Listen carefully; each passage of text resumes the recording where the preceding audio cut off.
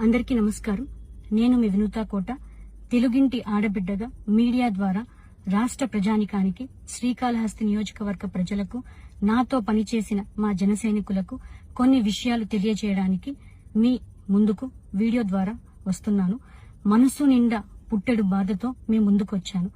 మేము చేయని తప్పుకి మేము జైలుకు వెళ్లినందుకు కూడా నాకు బాధ లేదు, కానీ మేము చంపాము అని మీడియా ఛానల్లో ప్రచారం చేయడం నాకు చాలా చాలా చాలా బాధ వేసింది. అతని చావులో మా ప్రమేయం లేదని గౌరవ కోర్టు భావించింది కాబట్టే నాకు 19 రోజుల్లో బెయిల్ వచ్చింది. సబ్సిక్వెంట్లీ 1 నెలలో మా అందరికీ బెయిల్ వచ్చింది. మేము ఫారెన్ లో లక్షల జీతాలు వదులుకొని రాజకీయాల్లోకి వచ్చింది ప్రజలకు సేవ చేయడానికి, కానీ మనుషుల ప్రాణాలను తీయడానికైతే కాదు. అలాంటి మనస్తత్వం మాది కాదు.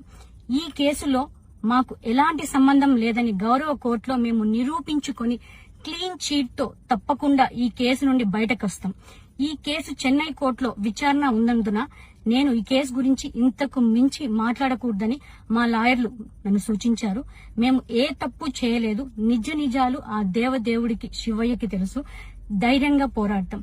నేను జనసేన పార్టీ అధినేత శ్రీ పవన్ కళ్యాణ్ గారిని కలవడానికి ట్రై చేస్తున్నాను కాబట్టి ఇన్ని రోజులు మీడియా ముందుకు రాలేదు. మేము ప్రస్తుతం చెన్నైలో ఉన్నాము. త్వరలో నా పైన జరిగిన కుట్రకు సంబంధించిన వీడియోలతో, ఆధారాలతో మీడియా ముందుకు వస్తానని తెలియజేస్తున్నాను.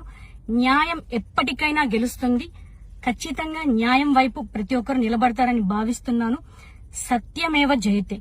జై హింద్. మీ వినూతా కోట.